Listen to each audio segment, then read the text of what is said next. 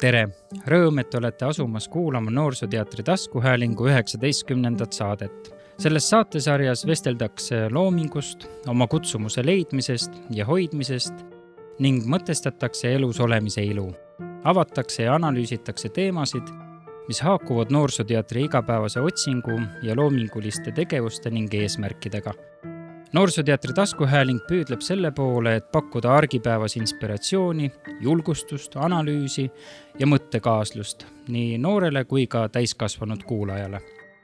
Seekordse episoodi teemaks on Noorsooteatri suvelavastusest Ookean meri, inspireeritult Itaalia kirjaniku Alessandro Baricco looming, millest vestlevad 2 Baricco loomingu austajat, kirjanik ja kultuuriteoreetik Rein Raud ning teatriteadlane ja Tartu Ülikooli Viljandi Kultuuriakadeemia juht Ott Karulin. Taskuhäälingu avalik salvestus toimub 30. juunil aastal 2026 Noorsooteatri kohvikus. Head kuulamist! Ja tere, nagu Mirko siin juba ütles, räägime täna Bariccost. Ja Baricco on minu jaoks, mina siis Rein Raud, olnud üks praeguse aja kõige olulisemaid kirjanikke, muuhulgas seetõttu, et ta teeb väga palju seda, mis aitab kirjandusel uueneva kultuuri tingimustes üldse alles jääda. Kuskil üks teine kirjanik, Milan Kundera, on öelnud, et tema spetsiaalselt kirjutab oma romaane nii, et neist ei oleks võimalik filmi teha. Ja see käis just romaani Surematus kohta. Surematusest on loomulikult tehtud ka film. Aga tema mõte oli selline, et kuidagi viisi tähendab need asjad, mida saab teha just ainult sõnade kirjanduse vahenditega, et neid kasutada nii, et kirjandusel oleks selles kultuurilises kontekstis endiselt oma koht. Ja mis puutub Bariccosse, siis ma arvan, et tema on seni tegutsevatest kirjanikest üks selline, kes seda teeb kõige peenemalt ja intensiivsemalt. Ja võib ütelda, et Baricco tekst on harukordselt mitmekihiline. Harukordselt seetõttu, et seal on ikka palju rohkem kihistusi sageli kui nendes raamatutes, mis on muidu ka väga head ja olulised ja mida me ka kõiki rõõmuga loeme, aga kihistusi võib neis olla vähem. See hakkab peale juba tegelikult sellest niisugusest kirjanduse foneetilisest tasandist ja sellest, et kui lugeda Bariccot eriti algkeeles või siis väga heas tõlkes ette, siis on näha need niisugused rütmilised kadentsid, niisugused liikumised, saad teinekord aru, et lause ehitus on spetsiaalselt painutatud sedasi, et see niisugune rütmilisus või mingi niisugune musikaalsus neis tema kirjutatud lausetes oleks kogu aeg tunda. Kusjuures Baricco ise on ju musikoloogia haridusega, nii et ta on kindlasti selle muusikalisuse või selle helilisusega ka oma erisuhe ja see on harukordselt kurb, kui see näiteks tõlkes kaduma läheb ja seda juhtub sageli, seepärast, et väga tihti ei olegi võimalik seda nii hästi edasi anda, aga mõnikord ka lihtsalt tõlki ei pane seda tähele, tõlgib ainult mõtet, et kui Bariccol on näiteks non avevano figli, siis seda ei tohiks tõlkida, neil ei olnud lapsi, vaid tuleks tõlkida lapsi neil polnud. Ja need on sellised pisikesed asjad, aga väga olulised. Teine asi, ma ütlesin, et lause ehitustega näiteks painutab, teine näide, mis tuleb nagu kogu aeg meelde, on see, need mõlemad näited on romaanist Seed, on selline, kus ütleb peategelase kohta, et mida ta tegi, ütleb itaalia keeles comprava e vendeva bacchi di seta. Ostis ja müüs siidi usse. Selle asemel, et ütelda, et ta ostis või ta kauples siidiussidega või ta ostis ja müüs siidiusse ja seal on veel punkt vahel ja siit hakkab nüüd see Baricco teksti teine tasand. See, kuidas ta mängib ortograafiaga, kirjavahemärkidega, nende näiteks väga sageli juhtub ta romaanides, Ookean meres on seda väga palju, kus lihtsalt näiteks keset lauset on taandrida järsku või siis võib minna päris pikalt üldse ilma kirjavahemärkideta midagi. Või siis on nii, et tal on nagu normaalne lause on ka katkestatud, seal on mingisugused väikesed kordused või midagi taolist, kordused on jälle rütmilised muidugi. Ja sealt edasi hakkabki juba see, mida me võiks nimetada siis nagu see kirjelduse arhitektuuriks. Sest et iga kord, kui mingisugust situatsiooni kirjeldatakse, siis me peame alati nagu panema midagi tähele ja midagi ära jätma, seepärast, et absoluutselt kõike, mis meile avaneb, ei ole võimalik kirjeldada. Aga see, mis on välja valitud, need detailid, mis on märgatud ja mis on jäetud nägemata, need ütlevad ka selle kirjelduse stiili kohta alati väga, väga palju.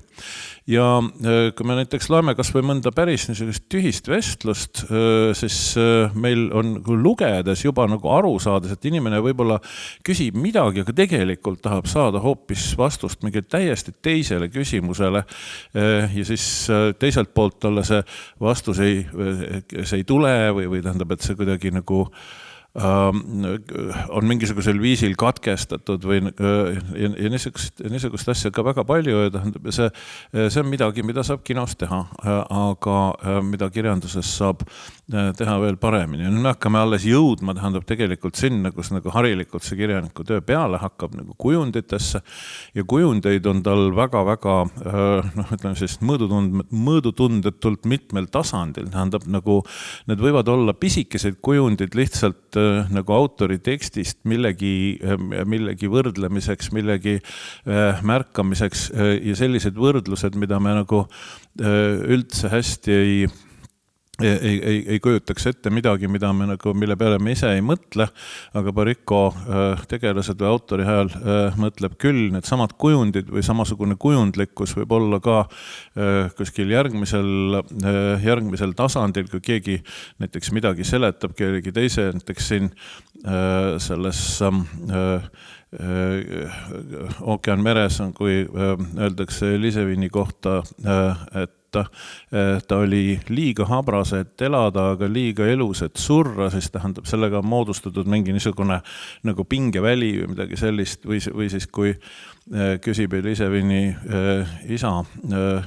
räägib seal on üks niisugune valge siidist tuba, mis haigele tüdrukule tellitakse. Ta räägib seal sellest, küsib, et mis me siin inimestega teeme, et kuidas teha inimesi nii, et nad ei oleks kurjad, et neid tuleb näidata kaugelt ja nad peaksid lendama. Ja selliste niisuguste minimaaltasandi kujundite pealt kohe järgmine, siis hakkavad juba mingid niisugused kujundid, mis võtavad rohkem ruumi ja nii edasi ja mis on, ütleme sellised nagu kirjanduslikud kujundid tavaliselt ja siis on väga palju on Bariccol ka seda, et ta kasutab tegevusi, mis me harilikult mõtleksime, et need on nagu mõeldud nagu süžee osadena, aga nad on esitatud või kirjeldatud nii, et nad muutuvad ise kujundiks. Näiteks siin Ookean meres on tagumises otsas on juttu sellest, kuidas professor Bartelboom on korraga armunud kahesse naisesse, kes on kaksikõed ja liigub nende vahel tõllaga edasi-tagasi ja siis on seal mainitud kogu aeg neid mingisuguseid pisikesi asulaid, kus ta jääb pidama ja kus ta siis ööbib ja kus ta siis jälle keerab ümber ja läheb teise poole ja nii edasi. Ja see on kohutavalt naljakas, ühest küljest see on ka nagu niisugune nagu ütleme bariccolik huumor siin veidi, aga tegelikult see täpsus või see liialdus selle kujundilise täpsusega ei ole tegelikult loo jaoks üldse nii väga oluline, aga ta annab meile parema ettekujutuse või ta tegelikult see on kujund, mis räägib meile professori meeleseisundist, mitte mingisuguse süžee osa, kuigi seda ka, jah. Aga süžee juurde jõudes, eks ole, tähendab siis see, kui paljusid liine näiteks siin ookeanmeres on Baricco suutnud ühte põimida, panna need kuidagiviisi omavahel käima või tuua niisugused asjad, mis võiksid iseenesest, igaüks neist võiks olla terve pika loo niisugune keskne tegevusliin, kuidas nad on pandud või omavahel põimitud ühte, nii et nad igaüks neist nagu teist toetab ja nii edasi, see on omaette keeruline kangas kududa ja kui siis see kõik on valmis, eks ole, siis me jõuame, tähendab see niisuguse jätame siit paar tasandit vahele, jõuame selle autori hääle juurde. See, kuidas Baricco tekstis nii tegelased, kes on korraga tõesti niisugused äratuntavad indiviidid, aga samal ajal nad on ka tüpaažid või sellised nagu ise kujundid tegelastena ja seal taga siis see niisugune kogu aeg selge äratuntav väga bariccolik autori hääl, mis on alati nihkes, siin ei ole tegemist niisuguse jutustamisega, millest me võiksime lugeda seda teksti ja vaadata, et ahah, no nii, siin räägitakse sellest, kuidas toimus see, sealt mindi sinna, tehti seda ja nii edasi. See on kogu aeg on niisugune väike niisugune poeetiline nihe või selline kerge üle võlli olek on seal sees, aga kui see oleks kogu aeg ühtemoodi, siis see muutuks tüütuks. Samas aga Bariccol on nii siin kui ka väga paljudes teistes romaanides, näiteks see lugu võib-olla on hea tüüpiline näide siin, on nii, et ta läheb üle võlli väga mitmel erineval moel. Tähendab, et tal on kogu aeg need niisugused igasugune lähenemine, iga ütleme siis perspektiiv või iga niisugune optika, kus ta toimuvat vaatab, on teistsugune kui siuke nulltasandi stiil, aga teistsugune kuidagi viisi teisiti. Ja see läheb väga hästi kokku nii nende tegelaste, nende tüpaažidega ja moodustab veel niisuguse erilise polüfoonia. No, mul on olnud Bariccoga juttu ajada päris pikalt kunagi, ligi 20 aastat tagasi ja siis ma küsisin selle kohta, tähendab, et ütles, et tegelikult see Ookeanmeri, see on üks ta varasemaid raamatuid, ütles, et see oli võib-olla liiga ambitsioonikas, et ta üritas sinna liiga palju asju sisse panna ja hiljem nagu alates Seedist, et Seed oli kuidagi viisi nagu puhtam või väljapeetum ja Seed oligi võib-olla tema niisugune rahvusvaheline läbimurde teos. Samas võiksime ütelda, et see niisugune muusikaline keel, kui nii öelda, on Seedis ja Ookeanmeres üsna sarnane, aga Seed on nagu kammerorkestrile ja Ookeanmeri on nagu tohutule sümfooniaorkestrile, millel on veel mitu segakoori ka nagu taga. Ma ei tea, kas võiks tööda, sest see tegemist on päris lühikese raamatuga, isegi Bariccol on mitmeid palju pikemaid, aga see tihedus ja see ikka päris jalust rabab, mis seal salata. Ja ma võtangi siit, meil oli kokku lepitud, et Rein teeb kõigepealt sellise teemad ülevaate ära, et ma ise jäin mõtlema, et miks ma siis olen julgenud tunnistada, et ma olen Baricco austaja ja et mis mind seal paelub, et üks on tõepoolest seesama poeetiline tasand, et mulle vist meelduvad raamatud, kahte tüüpi raamatud, kui nad satuvad olema veel ühte kaante vahel on eriti hästi, et raamatud, mis sunnivad lugema aeglaselt. Et sa pead sundima ennast, mitte sundima, vaid sa tahad nagu nautida iga seda lauset nagu võimalikult kaua. Ma loen hästi palju, mul küsitakse või sageli, sa loed ju hästi kiiresti, ei, ma loen tarbetekst hästi kiiresti. Ma võin vabalt seda väikest Bariccokest, mis tegelikult on, kui ma tahaks seda kiiresti läbi tööta, ma olen õppinud kirjandust ja teatriteadust, mul on võimalik seda tunni ajaga neid diagonaalis läbi lugema, see ei ole probleem, aga ma tahan sellega päevi nagu veeta ja see on just sellepärast, mida nagu Rein ütles, et need nii-öelda jutustamisvõtete muutused tema tekstides annavad tegelikult üli palju infot. Mitte ainult siis süžee kohta, vaid ka autori suhte kohta sellesse teemadesse, mida ta käsitleb, et ja seetõttu neid on vaja nagu ära registreerida enda jaoks alati. Ja teine, mis mulle meeldib, mis tüüpi raamat mulle meeldib, on see, kui nad nagu ajavad mul lugedes juhtme kokku. Just, ja selles mõttes just nagu ma olen nagu ikkagi nagu teatrin nagu dramaturgiliselt, see, kuidas lugu jutustatakse, et see on mul juhtme kokku, et Ookean meri selles mõttes on hea näide, eks ole, ta on 3 osast koosneb ja teine osa äkki kuskil mingi parve peal täiesti teised tegelased, miks see on see, millega see tegemist on. Me leppisime enne kokku, et me süžeed väga palju ette ei anna, et inimesed, kes teatrisse lähevad, väga palju ei saaks teada, aga ja siis minnakse tagasi põhitegevuskohta, ja see, et mis see seos nende tegelaste omavahelil on, see vajab päris palju nuputamist, eks ole, et võib-olla ei nuputa ka alati välja, et see on see teine pool, mis mulle väga meeldib, aga võib-olla siit lisaks, et võib-olla siin võib mulje jääda, et Baricco on kuidagi hästi selline voolav ja poeetiline oma stiililt, et pigem minule on ta mõjunud just sellena, et ta on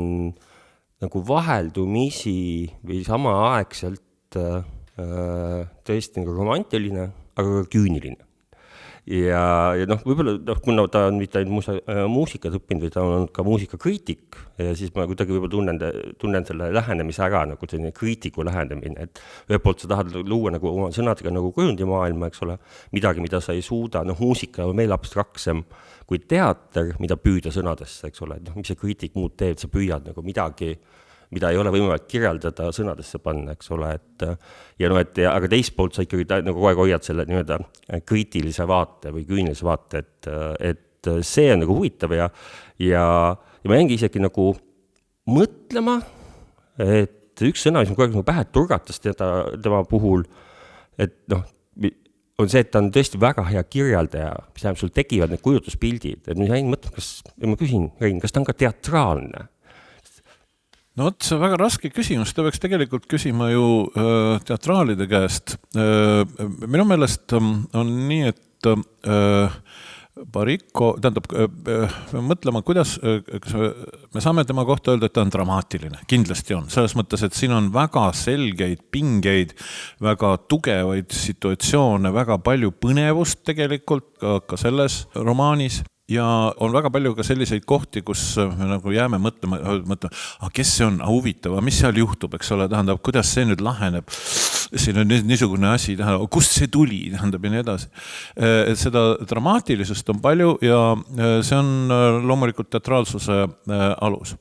Aga küsimus, kas oleks võimalik nagu üks ühele Baricco teksti teatrilavale üle viia, ja selle kohta ma ütleksin kindlasti, et ei ole. Ja see just nimelt samal põhjusel, miks film Kundera surematusest on ebaõnnestunud. Selles mõttes, et autor ise kirjutab nii, et see ongi kirjandus, mis on mõeldud kirjandusena. Aga see ei tähenda, et ei peaks proovima, sellepärast, et teatrietendus, mis põhineb Baricco tekstil, ei ole mitte Baricco teksti draamaversioon, vaid kui ma siin kasutaksin Clausewitzi tuntud formuleeringut, et sõda on poliitika jätkamine teiste vahenditega, ütleks, et teater on kirjanduse jätkamine teiste vahenditega. See tähendab, see peaks olema, või ideaalis on siis lavastus, mis on ära tõukunud sellest Baricco tekstist ja mis üritab teha teatrivahenditega seda, mida Baricco teeb keele ja kirjanduse vahenditega. Ja kui see õnnestub, siis see on tõesti suurepärane.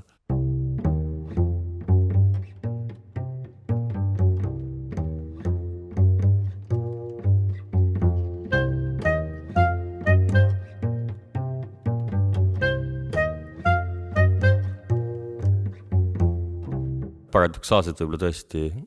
kõige õnnestunum Baricco teatritõlgendus on see, kus sa loobud täielikult sõnast, et et leida teatud vahendeid, aga me lubasime muide, ma mõtlesin selle peale ka, tähendab, et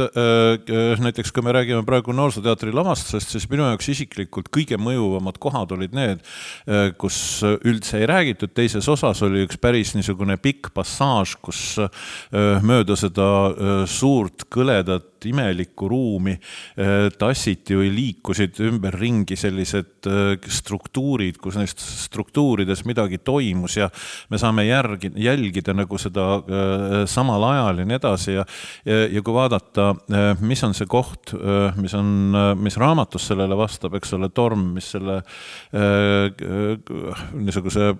veidras mereäärses kohas paikneva hotelli elanike elu hetkeks nagu segamini lööb, siis siin on Boricco ka kasutanud väga huvitavaid mitmesuguseid tekstuaalseid niisugusi võtteid, seal näiteks on nagu lehekülgede kaupa ja lühikesi selliseid hõikeid ja lauseid ja nii edasi, tähendab,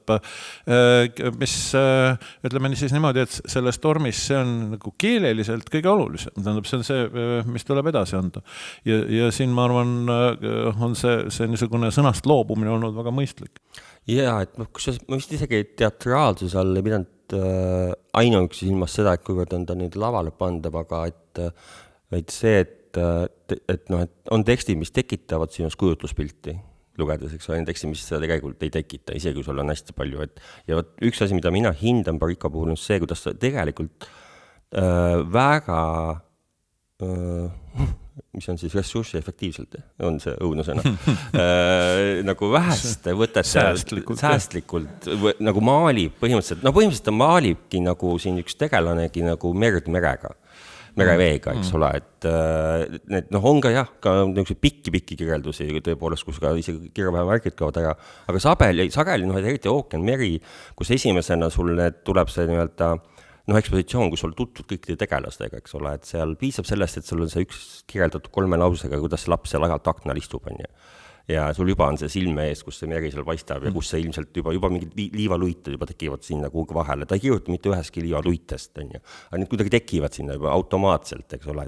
et ta kuidagi oskab nagu käivitada selle kujutlusvõime, mis näitlejad teavad on nende peamine töövahend, eks ole, ja teatrit vaadates tegelikult ka meie vaatajate peamine töövahend on käivitada oma kujutlusvõime või minna kaasa siis näitlejate kujutlusvõimega. Et see on see, miks mina nii-öelda mõnuga nagu olen tema nendes tekstimaailmades, et sees, et see just see kujutluspildi tekkimine, et mida vähesed kirjanikud tegelikult suudavad. Jah, sest kui ma näiteks kujutan ette professor Bartelboomi, tähendab siis see professori, see mismoodi see professor nii-ütelda välja näeb, on vähem oluline kui see, mida tema kohta ütleb selle tohutult paksu entsüklopeediaga pikk ja keeruline pealkiri, mida ta kirjutab, et ta üritab tähendab siis koostada piiride entsüklopeediat, eks ole, ja ta samuti siis seal mere ääres viibides uurib kogu aeg seda, kus kohas lained lõppevad ja kus kohas meri lõpeb. Nüüd sellest meelde Briti matemaatik Louis Richardson, kes on rääkinud siis sellest Suurbritannia piirist, et see ei ole üldse, me ei saa ütelda, et Suurbritannia või mingi teise saare piir oleks pidev või nagu, et me võiksime öelda, kui pikk see on, seepärast, et meri kogu aeg lained lähevad ühele poole teisele poole, tähendab natuke tõeb kogu aeg juurde ja natukene jääb kogu aeg vähemaks. Richardson läks sealt edasi fraktaalgeomeetriat arendama ja ongi väga huvitav, aga et see tähendab seda, et meil ei olegi neid niisuguseid, see ei olegi seda kohta, kus meri lõpeb. Siin on nagu huvitav see, et lisaks sellele, et meil on tegemist seal tegelaste või isikutega, on selles veidras väikeses hotellis Almaier on ka koos, ütleme siis meie tsivilisatsiooni suured kategooriad. Seal on religioon, isa Plüš, seal on teadus, professor Bartelboom, seal on kunst, plassoon, seal on sensuaalsus või erootika, andeveria ja see niisugune küsimus, küsimused, näiteks kus kunstnik Plasson otsib seda, et aga kus meri algab ja teadlane Bartelbaum otsib, et kus meri lõpeb ja me võime sinna nagu kõrvalt vaadates siis veel ka küsida, et ja kumb neist siis haige tüdruku Elisevini terveks võiks teha või kumb teadmine, mille peale sensuaalsust kehastav Anne de Veria ütleb, et need kaks inimest koos moodustavad nagu ideaalse narri, tähendab, ja sellise ideaalse veidriku, aga et kumbki eraldi neist on ainult pool, eks ole. Tähendab, see on selline just väga barikolik mõtlemine.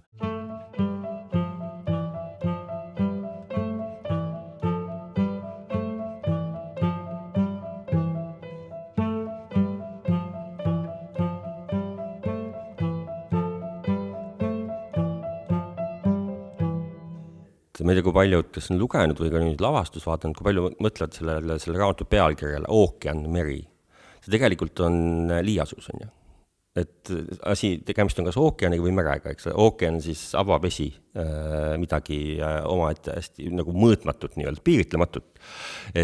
Aga meri on just see väike osa ookeanist, mis saab kokku siis tegelikult maaga, eks ole, jah. Et tegelikult on osa nagu ookeanist. Siin on juba nagu pealkirja on kirjutatud sisse selline poeetiline vastuolu, et ühelt poolt nagu suur, hõlmamatu, aga samas ikkagi täpselt see väike on ju, et meil on ka siin meri, mitte kaugel on ju, aga kas me oleme kuidagi mõelnud temast kui ookeanist? Tegelikult on osa ookeanist lõpuks on ju, et see on juba see huvitav ja et tõesti, et seal mind eriti hästi just see entsüklopeedia, millest Karin nagu räägib, et see võimatu ülesanne, natuke nagu selline siisifoselik ülesanne, eks ole, või siis kratile antav ülesanne, et sa pead välja arutama, kuidagi üles leidma lainete lõpu, mis on ju täiesti võimatu, kuigi samas matemaatiliselt kirjeldatav. Aga neil on kõigil võimatu ülesanne, eks ole, see isa Plüš kirjutab seal neid palveid, mis on iga ühele täiesti individuaalsed. Plasson üritab maalida merd Bartelbaumi juures. Muide, siin on üks huvitav vihje, mis tõenäoliselt paljudele lugejatele ongi tundmatu, aga Bartelbaum seal kuskil kirjutab, et ma just lõpetasin päikeseloojangute niisuguse artikli ja niisuguse sektsiooni, et uurisin läbi, nagu komplekteerisin väga palju päikeseloojanguid. See on kummardus Leedu kirjanikule Saulius Toomas Kondrotasele, sellepärast, et Baricco on ise ühes intervjuus öelnud, et Kondrotase päikeseloojangute kollektsionäär, mis on tõlgitud itaalia keelde, oli see koht, kus tema luges, et niimoodi on ka võimalik kirjandust kirjutada. Võt ma ei tea, aga võib-olla kirjanduse kirjutamine on üldse täiesti perspektiivne tegevus. Tähendab, et see on see Kondrotase lugemine on midagi, mis innustas Bariccot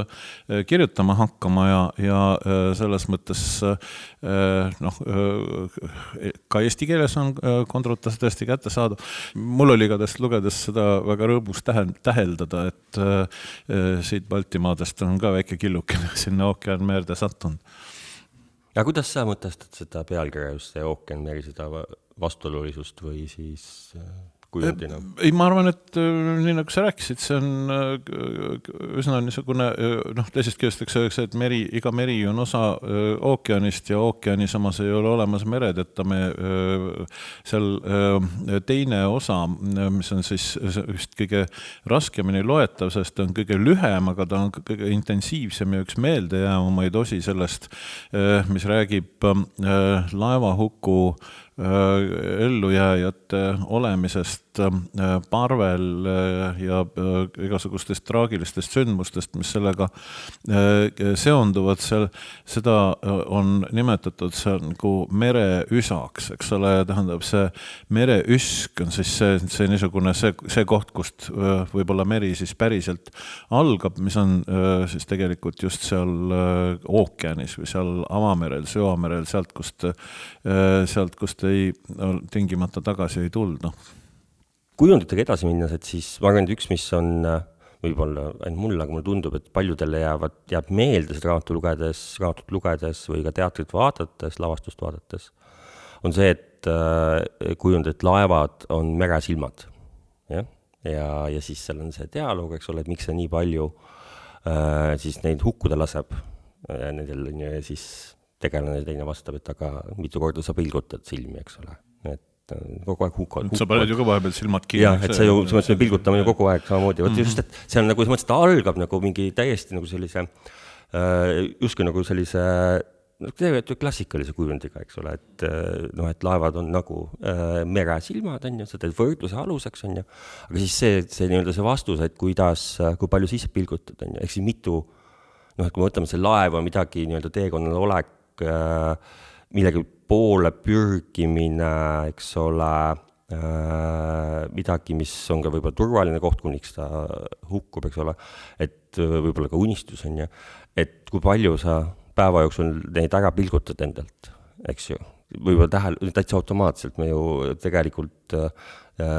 pilgutab inimene täiesti automaatselt, et kui sa hakkad seda kontrollima, siis sa muud veidvaks endale ja kõigil teistele, kes sind vaatavad, aga et sul midagi viga on ju,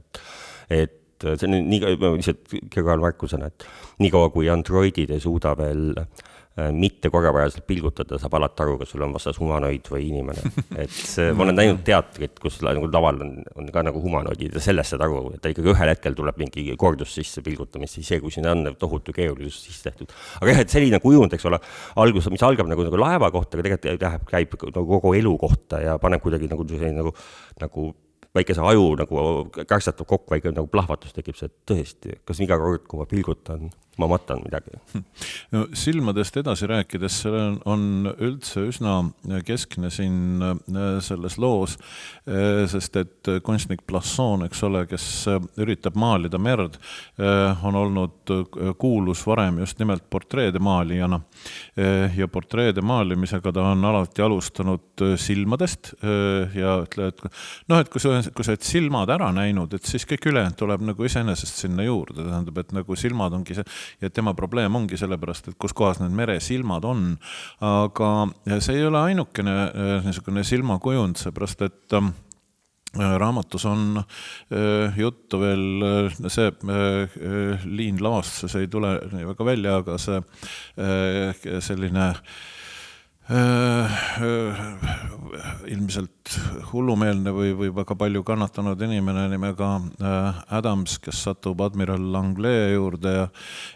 kelle ülesanne on välja selgitada, mis kõikvõimalikest kuulujuttudest merel toimuva kohta on tõsi ja mida tohib seetõttu edaspidi infokanalites liigutada ja mis on alternatiivsed faktid, mis peaksid jääma kõrvale. Ja Adamsi ja Langlais vahel tegelikult tekibki see kontakt siis, kui kas oli nii, et Langlais küsis ta käest, või mingisugune jutt sellest, et Timbuktuus elavatel naistel on loor niimoodi, et nad näevad, et nendel on nähtaval ainult üks silm,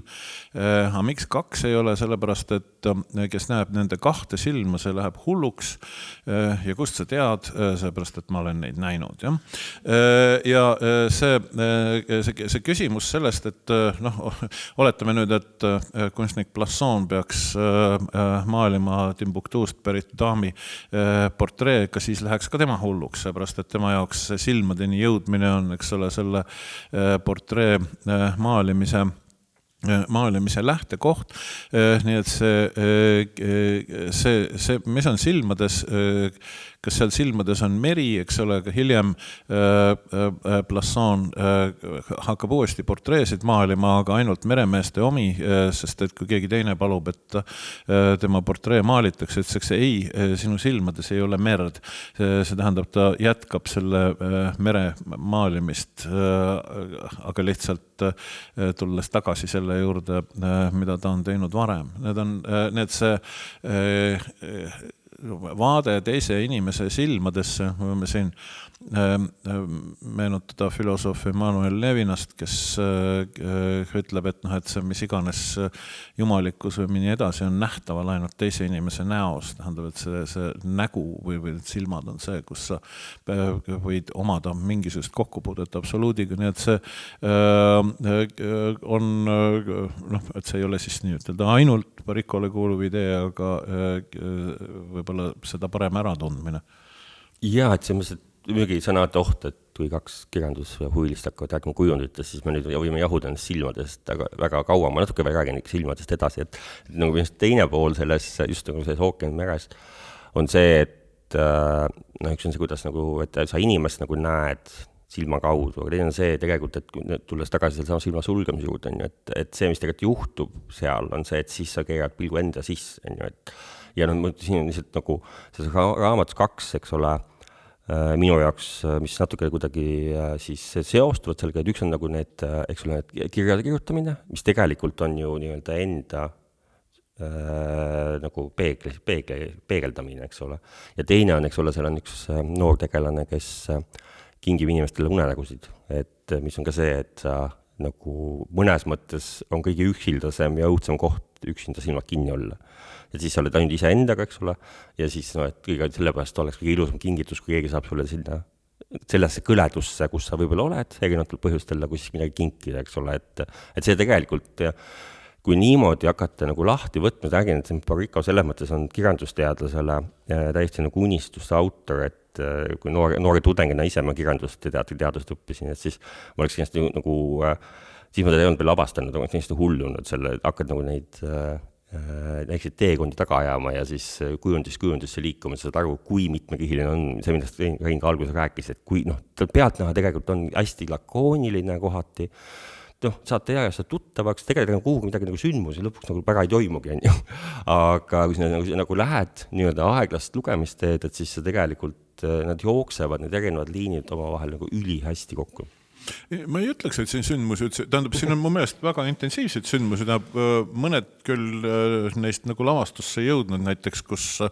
admiral Langlais mängib bandiitide pealikuga elu peale malet ja nii edasi, tähendab, kus oleks võinud ikka korraliku verepritsimisse korraldada nagu. Aga siis sa mainisid siin seda poissi väikest, kes kingib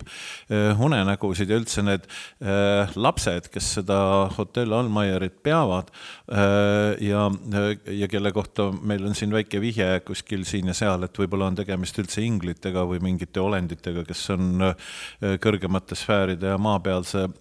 elu vahepeal. Ja samuti sa mainisid enne androide ja androidide kasutamist lavastuses, ja ma tahaksin ütelda, et mu meelest on erakordselt hästi õnnestunud lavastuses see, kuidas niisuguste üliilusate ja samas tohutult tehislike nukkudega on need lapsed edasi antud, kes räägivad selliste robotlike häältega ja no võib-olla ainukene niisugune küsimus, mis tekib, on see, et seal Hotel Almaieris muidugi ka niimoodi, et raamatus ma mõtlen on, et need lapsed justkui teavad liiga palju teinekord ja võivad katkestada inimese mõtteid poole pealt sekkudes sinna oma mingi fraasiga ja nii, aga nad ei ole kunagi ähvardavad.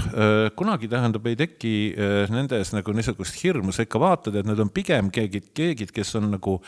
head ja nagu külje pealt nagu hoolitsevad kõrvalt natukene sinu eest ja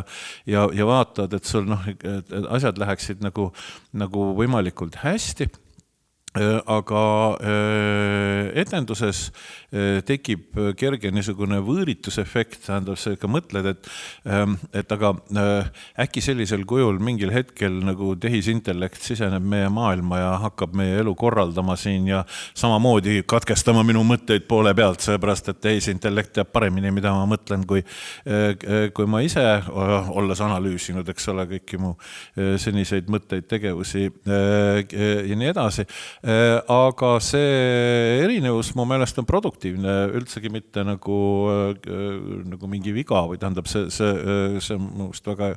hea tõlgendus, et nagu enne just oli öeldud, et see ikkagi teater on nagu kirjanduse jätkamine teiste vahenditega, mitte tema transformatsioon lihtsalt. Ma tahtsin võib-olla sealt, kui me selle lastest on, et siis nagu lavastuses alguses on seda kasutatud ka, eks ole, nad nii-öelda jätkavad, mängivad seda mängu, eks ole, et üks ütleb ühe fraasi ja teine võtab selle sõna ja läheb sellega edasi, eks ole. Ja seda võtet sellise nagu kordusele üles ehitatud jutustamist ja teksti on hästi palju, iga see ookeanimeres üldse laiemalt, eks ole, et see seal teises osas siis, kus tõesti toimub väga palju, ma olen tunnistan üles tõepoolest laevahukk on sündmus. Et tõepoolest on, aga ma kuidagi mõtlesin, võrreldes mõne muu romaaniga on siin tõesti, mõne muu Baricco tekstiga on siin kohe ikka jõhkelt sündmusi. Et aga nad on kuidagi minu jaoks mõtlesin teisejärgulised või kaasnähe, aga see selleks. Aga et just pigem nagu see kordus, eks ole, see, kuidas tegelikult nagu seda infot sulle tillutatakse ja samas et just see, et esiteks on minu nimi see, teiseks olid silmad ja siis tegelikult kogu see niimoodi ehitub tegelikult läbi mitmekümne lehekülje see põhimõtteliselt monoloog siis on ja lavastuses on ka väga ilusti ülekantusse, kuni ta 10 lõpuks jõuab ja 10 ta peab jõudma, kes vähegi on kujunditega kokku puutunud, saad aru, et loetelu ilmselt jõuab 10 või siis on meelega jäetud kuhugi pooleli või läheb üle, on ju. Aga see selleks, et ja tõepoolest ka sellist et Rein siin alguses rääkis ka, et kui vaadata ka, kuidas nagu lehtedel on tekst, et siis sageli just siin Ookean meres on seda, et tõepoolest nagu lõik lõpeb või lause lõpeb poole rea pealt ja siis on väike vahe ja siis hakkab siit poole rea pealt läheb edasi. Et mis tähendab seda, et seda lugedes isegi ühel hetkel sul lähevad need hääled selles mõttes peas sassi, et see võib täiesti võimalik olla, et see on dialoog hoopis. Et ole, et isegi kui sul on kirjeldav tekst, et tegelikult on sul seal mitu häält nii-öelda koos, kes tegelikult räägivad üksteisele sisse. Ja kusjuures ka dialoogide puhul on niimoodi, et näiteks seal võib olla sageli nii, et me näeme, et tegemist on dialoogiga, aga meile on antud ainult ühe osapoole tekst, eks ole, järjest ja me peame juurde mõtlema, mida siis seal vahepeal öeldi või sellest aru saama. No vot jah, see sama, et dialoog on üks poole antud, eks ole, et see teatav selline üksteise sisse rääkimine, mööda rääkimine või üldse siis nagu teise poole mitte kuulamine on tegelikult seal, ma arvan, ka üks läbiv teema, eks ole, mida võiks tahta, või miks mitte, kui me juba siin saates oleme, nagu suuremalt mõelda, et nagu sa ütlesid, et seal on, eks ole, religioon on esindatud, teadus on esindatud, kunst on esindatud, suured kategooriad, eks ole, kes ka samamoodi justkui nagu võitlusväljal, et kus nagu nii-öelda tõe eest või universaalide eest nagu kõik püüavad, kes kõige paremini tegelikult kirjeldab seda maailma, mis me siis, tegelikult on kõik viisid kirjeldada maailma, on ju, nagu kultuur, et laiemalt, et võiks ju samamoodi öelda, et seal nad ka sageli peavad üksteisega dialoogi, nii et ainult ühe poole vastused on teise või ta ainult aimata või polegi neid keegi küsinud, teist poolt võib-olla ei olegi, rääki ise endaga nii-öelda silmad kinni või siis kirja kirjutades, et aga siin me vist nagu ei spoili midagi, kui me ütleme, et tegelikult me siin lõplikku seda niisugust, et võt see pool võidab ja need jäävad kuidagi, et seda ei tule, sest et see on nagu aimatav juba sellest Baricco loome meetodist, et ja tema enda maailmavaatest ka, et siin ei ole niimoodi, et me ütleme, et vot nei, ma ei tea, usk on kõige parem või et ei, teadus on ikka see, mis ei, hoopis kunst, midagi taolist. Aga kui me räägime veel sellest kangast, siis see niisugune korduste ja erinevuste dünaamika on tal nagu väga-väga pidev see niisugune loominguline meetod või võte olnud. Tähendab, ma ütleks, et Ookean meri on selles mõttes võtmetekst kogu Baricco juurde, et siin tõesti tähendab, on nagu niimoodi pähklikoores juba olemas väga palju neid asju, mida ta hiljem nagu palju võib-olla paremini või põhjalikumalt nagu välja arendab, näiteks see sama kirjutamisviis, mis käib selle laeva huku kohta, kui me leiame pärast seal on see lugu on üks romaan, seal on tal üks peatükk, kus on juttu sõjast ja sõja laastavast mõjust siukeses linnas ja kuidas ja väga-väga tugev, ka väga intensiivne tekst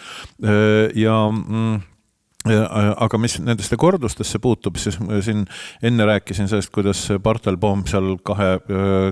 naise vahel liikudes peatub siin, peatub seal.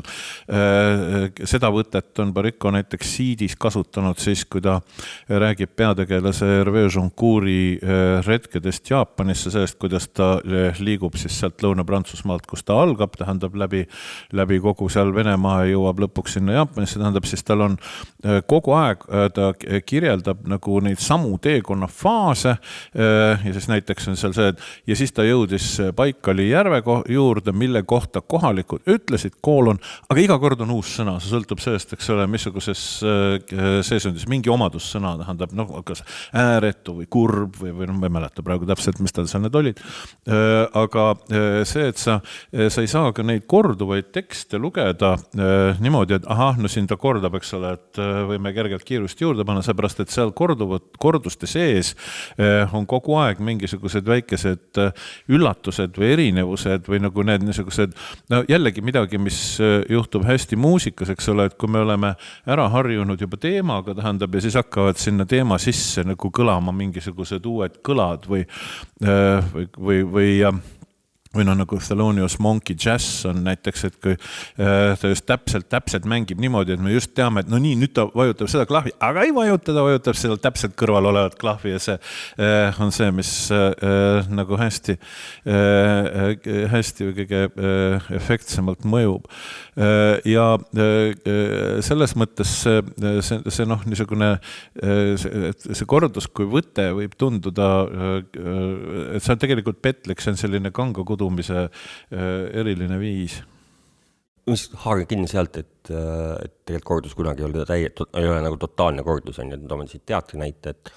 alati noortele tudengitele ka, kui ma näitan erinevaid lavastusi ja räägin nendest, et räägime siis kestusest, kuidas tehakse sama liigutust laval etenduskunstis, mida 20 minutit, 40 minutit, milleks ma sain aru juba sellest liigutust, aga ükski liigutus ei ole täpselt samasugune nagu eelmine. Et siis sul hakkabki see otsa vastupidi sunnib sind hakkad nagu infot, kui sa enam infot ei saa, siis pead võtma seda vastu kuidagi teistmoodi, on ju. Mingil põhjusel ta karkleb sul seal 20 minutit, on ju.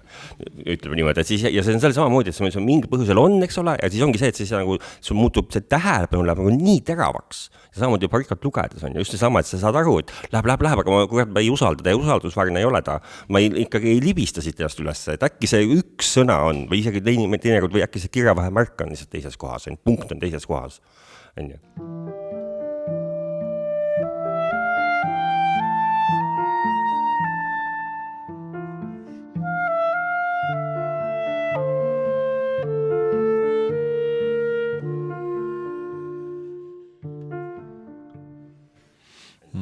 See on ohtlik teadmine, ma mõtlen noorele näitlejale, sellepärast et ma ütlesin, et ma võin teha seda sama asja nagu 40 korda järjest, seepärast et mulle tuleb ju alati iga kord teistmoodi ühel. No alati ei tule ka, tähendab see võib nii ka juhtuda, et mõtled, et ma muudku kordan, aga see juba 3. korrast saab aru, eks ole, tähendab selles mõttes siin see kordus on hea siis, kui ta on võte millegi muu saavutamiseks, eks ole. Absoluutselt, et kui me see kordus vaatame, siin raamatud on ka sellest korda 3 koidikul on ka üks, kus juba pealkirjas on, eestikeelses tõlkes on see kordus, on kõik väga hästi ära öeldud ja see mõttes samamoodi. Lihtsalt 2 inimest kohtuvad hotellis, et võib-olla tahtsingi seda lingi tuua siia nagu ookeanmerega, et niisugused läbivad kujundid, nagu üks on nagu hotell, mis on mitmes tema teoses ja hotell on selline klassikaline näide siis, eks ole, mitte kohast. Ja, nagu on lennujaam või maantee, mis on niisugused anonüümsed. Sageli ta on mõeldud ühes kohas teise liikumiseks, eks ju. Ja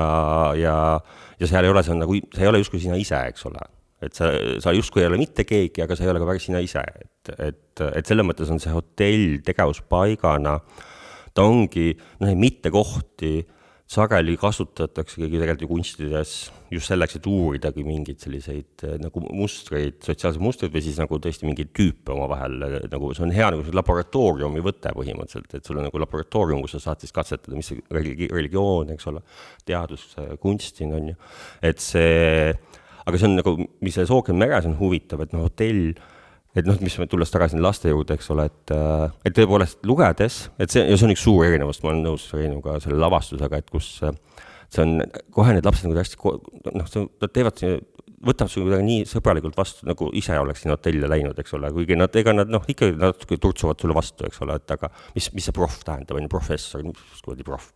Aga et aga et selle mõttes ikkagi see tekib sul mingi õdusus, et mida justkui nagu selles mittekohas ei tohiks tekkida, aga juba see nagu see teadmine kuklas, et noh, et Baricco on nagu meelega pandud ta sellisesse mittekohta, et siin ei saa, noh, et just meil seesama, et ta ei ole usaldusväärne jutustaja on see mõiste, meil on ju, et tal on alati seal mingi krõuks või mingi asi on taga, et mis tõttu ta tahab sul natukene nagu haneks tõmmata, et mis teeb ta minu jaoks hästi paeluvaks. No seal ookeanmeres